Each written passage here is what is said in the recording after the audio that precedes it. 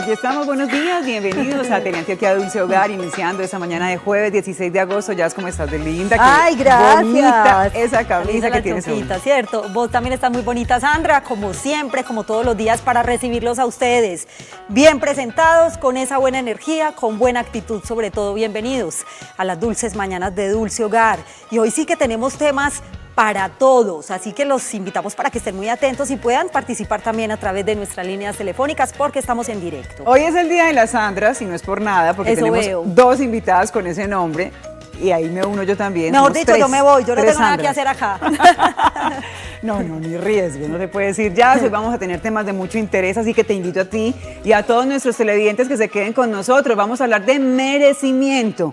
A veces nos cuesta mucho recibir, dejar que nos den. Pensamos que no nos merecemos las cosas, pues hoy vamos a hablar con una especialista sobre ese tema y de lo importante que es activar esto del merecimiento. Me encanta ese tema, Sandra, muy interesante. Pues te digo algo, a mí me gusta recibir, obviamente, como a todos, pero me encanta dar, me encanta regalar. Y no solamente cosas materiales, lo bonito está es en las emociones, en los sentimientos. Sandra, tenemos tema de salud y es un tema muy interesante porque tiene que ver precisamente con la disautonomía. No sé si ustedes han escuchado hablar alguna vez de la disautonomía, es la alteración del sistema nervioso autónomo. ¿Cuáles son las causas? ¿Cuáles son los síntomas? ¿Cómo identificar que tenemos disautonomía? Y lo más importante, ¿cómo es el tratamiento? También estaremos hablando de yoga para la depresión. Sabemos que esto del yoga está muy de moda. Hay gente que dice cómo se practica el yoga. Es más fácil de lo que nos imaginamos. ¿Será? De hecho, hemos tenido muchos especialistas hablándonos de este tema. Hoy lo vamos a enfocar mucho para la gente que está bajita de ánimo, que está un poquito deprimida. Una especialista en este tema nos va a hablar de yoga para la depresión. Definitivamente, siempre hay mucho por hacer aquí en Medellín, en Antioquia y por supuesto en nuestro país. Pues una amiga de la Fundación Universitaria, María Cano, viene a hacernos una invitación a un simposio muy interesante que tiene que ver con investigación técnica, profesional, tecnológica y universitaria, para que también estén atentos a esta información. Bienvenidos a Teleantioquia Dulce Hogar. Iniciamos. Recuerden nuestras líneas telefónicas para que participen: 232-3903 y 018-000-5150-15. Así pueden participar en estos temas que les estamos contando: merecimiento, disautonomía. Vamos a hablar también de rejuvenecimiento facial, que se nos estaba pasando. Tema de estética. Aquí estamos para llevarles esta dulce mañana con mucha alegría. Pues estamos listos, quédense con nosotros, pónganse bien cómodos y acompáñennos hasta las 11 de la mañana. Bienvenidos, vengan.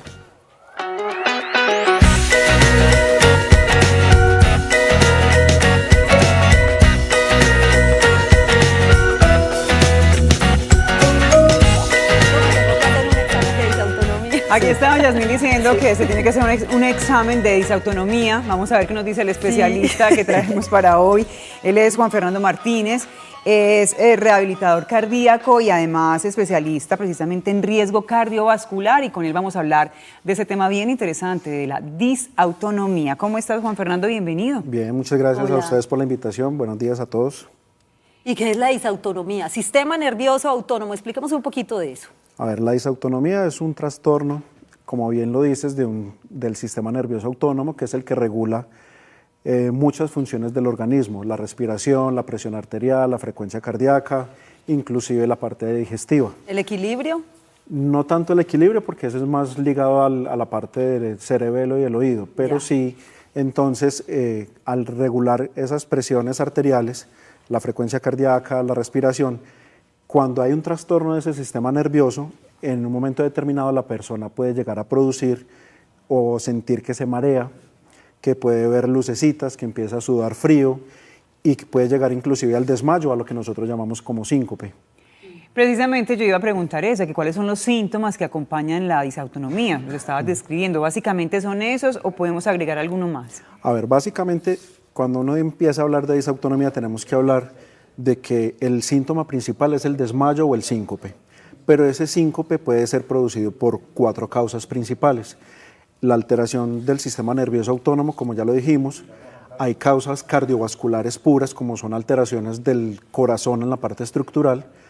Hay la parte de convulsiones por epilepsia. Y el último, que es el síncope psicógeno, o sea, las personas que tienen trastornos mentales y que en un momento determinado ese grado de ansiedad que llegan a producir los puede llevar a un desmayo. Pero entonces podría confundirse de pronto con un vértigo, ¿o no? A ver, ¿Tiene relación? el vértigo tiene unas características muy específicas, que es que la persona siente que todo alrededor le da vueltas, Sí. que no es capaz de sostenerse mientras que está parado o está caminando, pero rara vez la persona que tiene vértigo va a producir un desmayo. Mientras Ya. que en la disautonomía o en el caso como tal del síncope, la persona sí se puede desmayar, puede durar entre 5 y 10 segundos el desmayo, y en el caso del síncope psicógeno puede durar hasta varios minutos de la persona desmayada. Sí, también entonces está asociado con la fatiga, con la falta de ánimo. De pronto hay ciertas enfermedades que se pueden confundir con esto. A ver, como te estaba diciendo, hay muchas enfermedades que pueden llevar a producir los síntomas disautonómicos Sí. para que nos dé el desmayo como tal. Entonces, hay diabetes, hay problemas estructurales del corazón, está el síndrome de fatiga crónica, hay algunas malformaciones a nivel cerebral que nos van a producir muy probablemente el desmayo. Bueno, y dentro de todo lo que se habla de la disautonomía, se dice que le da más a las mujeres, que de pronto la población joven es más vulnerable para padecer disautonomía. ¿Es verdad o no es verdad, doctor? A ver, hay varias consideraciones. Cuando estamos hablando del síncope como tal, Sí. podemos decir que la aparición, cuando es netamente vasovagal, o sea, por alteración del sistema nervioso autónomo, se da principalmente en una relación de 5:1 en mujeres más que en hombres. En el síncope psicógeno o en el desmayo por causas de trastornos mentales, se puede dar más o menos 3:1 más en mujeres que en hombres. Y en los cardiovasculares lo podemos encontrar en una relación 2:1, obviamente dependiendo pues, de la alteración anatómica. Bueno, y podemos decir que la disautonomía tiene que ver con la genética, ¿hay algo de herencia en esto? ¿Es importante ver como la historia familiar o es una cosa que simplemente te tocó? A ver, la parte vasovagal se da más que todo por situaciones cuando yo paso mucho tiempo de pie, cuando estoy sometido a temperaturas altas, cuando estoy rodeado de muchas personas, cuando tengo poca hidratación o cuando tengo un exceso de ejercicio y tengo mucha fatiga secundaria a la realización de una actividad física. Entonces, en esas situaciones no hay necesidad que tenga un antecedente familiar como tal y simplemente se va a diagnosticar por la parte situacional. Ajá, o sea, se puede manifestar en cualquier En un momento de momento la vida y en cualquier persona. ¿O Sí. tiene que tener de pronto algún antecedente de alguna enfermedad, de algún trastorno? No, se puede presentar en cualquier persona, pero más o menos bajo esas mismas condiciones. Normalmente la parte vasovagal, que es como los síntomas principales cuando están asociados a calor, a exceso de gente, de ansiedad y esas cosas, se presentan principalmente entre los 10 y los 20 años, o hay una presentación muy particular que se da después de los 50 años y cuando la persona empieza a tomar medicamentos para controlar la presión arterial. En esos medicamentos se baja más de la cuenta la presión arterial y nos puede llevar a que se produzca el desmayo. Y es que muchas veces hay algunas enfermedades, Sandra, que podrían confundirse con otro tipo de patologías. En el caso de la disautonomía, y nos lo dirá nuestro invitado más adelante, con qué tipo de enfermedades podría confundirse. Pero antes de escucharlo, vamos a ver el siguiente informe, que precisamente tiene que ver con el tema de salud que estamos hablando. La disautonomía es la alteración del sistema nervioso autónomo, encargado de controlar todos los procesos automáticos del organismo, en la cual pueden verse afectadas la presión, el pulso, la regulación de la temperatura corporal y la digestión. Disautonomía. No conozco la palabra. No es como disfuncional. La disautonomía es una enfermedad crónica relativamente nueva, catalogada como una discapacidad invisible que puede ser hereditaria o generarse por estrés.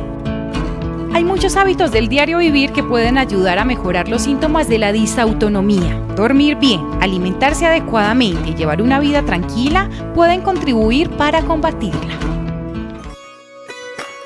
Bueno, ahí nos estaban dando unos consejos de vida saludable, que siempre los estamos también comentando aquí. Yo creo que eso es importante Claro. Sí, para obvio. este tipo de alteraciones y para cualquiera, ¿cierto, doctor? Sí, es muy importante cuando la persona empieza a presentar síntomas disautonómicos, obviamente hay que hacer un diagnóstico, no es consultar en Google o después en Yahoo. ¿Qué hay? El doctor Google. Que hay gente muy dada a eso. Y si no, van y le piden la segunda opinión a Yahoo y ya después iban y consultan. No, básicamente la importancia es empezar. Si se presentan síntomas, hay que consultar. Si se hace un buen diagnóstico, una buena historia clínica, inclusive se minimiza la posibilidad de hacer exámenes adicionales que son muy costosos para el sistema y que realmente no van a propiciar una información confiable acerca del diagnóstico. El diagnóstico de disautonomía se hace principalmente por una buena historia clínica y un muy buen examen físico. Entonces, las demás cosas quedan en entredicho y pueden simplemente generarle costos al sistema de salud. Y cuando les decía ahorita del examen, Sandra, pues precisamente quería preguntarle al doctor eso, Yo te porque él tocó el tema del diagnóstico. Y yo te iba a preguntar, Yasmin, Claro. porque estabas diciendo que tú necesitas una evaluación de No, de pero ¿sabe por qué, disautonomía? doctor? Quería preguntarle precisamente porque me llamó bastante la atención el nombre del examen que se llama TIL Test. Es una prueba de TIL Test que, él lo sabe mejor que nosotros, obviamente, y nos va a contar de qué se trata. A ver, el TIL Para test o el examen de diagnóstico. mesa basculante es un examen en que vamos a medir cómo es el funcionamiento real del sistema nervioso autónomo, tanto la parte simpática como la parte parasimpática. ¿Y cómo es? En ese examen la persona está acostada en una camilla, se le empieza a tomar signos vitales, presión arterial, pulso y electrocardiograma. Después, pasados 20 minutos, la persona se inclina. Una vez estando inclinado, se le sigue tomando la presión arterial, el pulso, se le da la administración de un fármaco que normalmente es nitroglicerina, buscando producir que la persona se desmaye.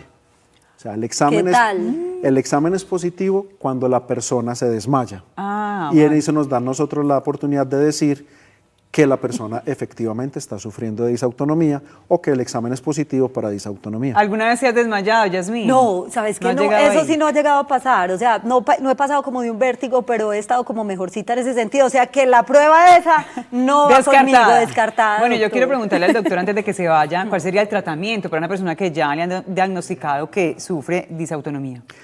A ver, lo principal como medidas caseras es la persona debe manejar muy buena hidratación. Si no hay contraindicación, debe incrementar el consumo de sal y evitar los cambios bruscos de posición.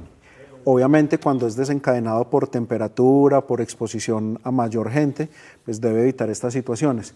Pero lo importante es, como le estaba diciendo, si hizo el diagnóstico por medio de un profesional calificado, también debe hacer una serie de tratamientos iniciales para la valoración y seguimiento de que realmente podamos descartar que hay una situación anómala en el corazón que lo pueda llevar a producir el desmayo.